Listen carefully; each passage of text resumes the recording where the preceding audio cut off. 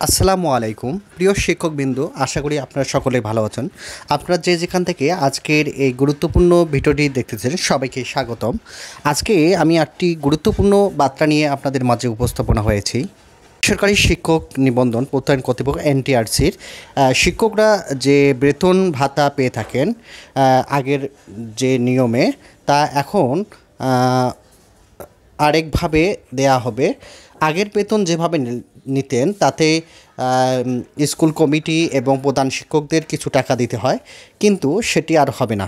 এখন শিক্ষকরা নিজেদের ইচ্ছামতো ব্যাঙ্ক অ্যাকাউন্ট ব্যবহার করে নিজেদের টাকা উঠাতে পারবেন ইনশাআল্লাহ। মানে সরকারি কর্মচারীরা শিক্ষকরা যেভাবে টাকা উঠায়। তো আজকে আমি এই গুরুত্বপূর্ণ ভিডিওটি আপনাদের কাছে শেয়ার করতেছি। আর যারা আমার এই চ্যানেলটি এখনও সাবস্ক্রাইব করেননি, অতি শীঘ্রই সাবস্ক্রাইব করবেন। অবশ্যই আমি আপনাদের সত্য বার্তাগুলো সবসময় আপনাদের মাঝে পৌঁছে দেওয়ার চেষ্টা করি। তো কথা বাড়াচ্ছি না, আমরা চলে যাচ্ছি মূল ভিডিওয়ে। ফের বেসরকারি শিক্ষকদের বেতন ইএফটিতে দেওয়ার উদ্যোগ। এমপিভুক্ত চেক ছাড়ের খবরের জন্য উন্মুখ হয়ে থাকতে হয় এমপিভুক্ত শিক্ষক কর্মচারীদের। চেক ছাড়া হলে বেতন বিল তৈরি করেন প্রধান শিক্ষক। বেশিরভাগ ক্ষেত্রেই সইয়ের জন্য টাকা দিতে হয় পরিচালনা কমিটির সভাপতিকে। অনেক ভোগান্তির পরে হাতে পাওয়া যায় এমপিত্ব নামে পরিচিতি বেতন ভাতার সরকারি অংশের টাকা। 4 দশকের বেশি সময় ধরে চলছে এমনই সীমাহীন ভোগান্তি। এর অবসানের উদ্যোগ চলছে কয়েক বছর ধরে, তবে বাস্তব রূপে দেয়া যায়নি। আবারও এই উদ্যোগ নেওয়া হয়েছে। উদ্যোগ সফল হলে শিক্ষকেরা বেতন পাবেন আইবাস ডাবল প্লাস সফটওয়্যারের ইলেকট্রনিক ফান্ড ট্রান্সফার। প্রতি মাসের 1 তারিখে সরকারি ব্যাংক অ্যাকাউন্ট চলে যাবে বেতনের টাকা। ভোগান্তি পোহাতে হবে না 5.5 লাখ এমপিভুক্ত শিক্ষক কর্মচারীকে। বেতনের টাকা শুধু নয়, অবসর ও কল্যাণ সুবিধার টাকাও এই ডিজিটাল পদ্ধতি অনুসরণ করে দেওয়া হবে, যার ফলে ভোগান্তি শূন্যের কোঠায় নেমে আসবে বলে আশাবাদী সংশ্লিষ্ট কর্তৃপক্ষ ও এমপিভুক্ত শিক্ষকরা। এদিকে বিষয়টি অর্থ মন্ত্রণালয়ের অনুমোদনের পরে সেই সিদ্ধান্ত বাস্তবায়নের জন্য আজ মঙ্গলবার শিক্ষা মন্ত্রণালয়ের মাধ্যমিক ও উচ্চশিক্ষা বিভাগ সংক্রান্ত সভায় ডেকেছেন। সূত্রে জানায়, সভায় বিষয়টি বাস্তবায়ন আরও বিশদ আলোচনা করা হবে। জানা গেছে, 2020 খ্রিস্টাব্দ সেপ্টেম্বর মাসে অর্থ মন্ত্রণালয়ের সঙ্গে শিক্ষা মন্ত্রণালয় সংশ্লিষ্টদের এক সভা এমপিভুক্ত শিক্ষকদের বেতন ইএফটিতে দেওয়ার সিদ্ধান্ত।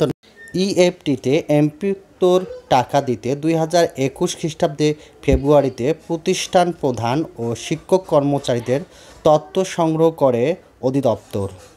তবে সে বছরে জুন মাসে শিক্ষা মন্ত্রণালয়ের মাধ্যমিক ও উচ্চশিক্ষা বিভাগের কর্মকর্তা একজন অতিরিক্ত সচিব পদোন্নতি পেয়ে সচিব পদমর্যাদা ও অন্য দায়িত্ব চলে যান। তারপরেই মূলত ইফতেতাই এমপিত্ব শিক্ষকদের বেতন দেওয়ার উদ্যোগ ঝুলে যায়। তারপর করোনার অভিঘাত। তবে সারা দেশে এমপিভুক্ত শিক্ষক কর্মচারীরা ইএফটিতে বেতন পেতে উন্মুখ হয়ে আছেন। বর্তমানে 30,000-এর বেশি এমপিভুক্ত সাধারণ হাইস্কুল, কলেজ ও মাদ্রাসা এবং কারিগরি শিক্ষা প্রতিষ্ঠান 5.5 লাখ শিক্ষক কর্মচারী এমপিত্বর টাকা হাতে পেতে 4 দশকের পুরনো পদ্ধতি অনুসরণ করতে হয়। 3টি অধিদপ্তর থেকে এমপিত্বর খবর জানতে শিক্ষকদের নির্ভর করতে হয় শিক্ষা বিষয়ক একমাত্র পূর্ণাঙ্গ ডিজিটাল পত্রিকা দৈনিক শিক্ষা.com ও শিক্ষা বিষয়ক একমাত্র প্রিন্ট জাতীয় পত্রিকা দৈনিক আমাদের বার্তাসহ বিভিন্ন পত্রিকায় ও সরকারি ওয়েবসাইটের উপর এমপিত্ব চেক ছাড়ার খবর প্রকাশ ও প্রচারের ব্যবস্থা নেওয়ার অনুরোধ জানিয়ে অধিদপ্তরগুলো থেকে চিঠি পাঠানো হয় তথা অধিদপ্তর এবং পত্রপত্রিকায়। মাধ্যমিক ও উচ্চ শিক্ষা অধিদপ্তরের মহাপরিচালক অধ্যাপক নেহাল আহমেদ দৈনিক আমাদের বার্তা বলেছেন, এমপিভুক্ত শিক্ষক কর্মচারীদের বেতন ভাতা সরকারি অংশ অবশ্যই ইএফটি মাধ্যমে সরাসরি ব্যাংক অ্যাকাউন্টে দেওয়ার কার্যক্রম চলমান রয়েছে। ইএফটি বাস্তবায়নের বিষয়ে জানতে চাইলে মহাপরিচালক আরও বলেন, স্মার্ট বাংলাদেশের সবাই ডিজিটাল সুবিধা পাবেন, কিন্তু শিক্ষকদের চেক বিল নিয়ে ব্যাংকে ঘুরতে হবে এটা হতে পারে না। অবশ্যই তারা বেতনে ইফতেতাইতে পাবে। তিনি আরও বলেন, স্বচ্ছতা ও জবাবদিহিতা নিশ্চিত করতে অর্থ মন্ত্রণালয় সব সরকারি লেনদেনের ইএফটির মাধ্যমে করতে চায়। ইতিমধ্যে সরকারি কর্মচারীদের বেতন ইএফটিতে পাঠানো শুরু হয়েছে। বেসরকারি এমপিভুক্ত শিক্ষকদের বিষয়টি বাস্তবায়নও হচ্ছে।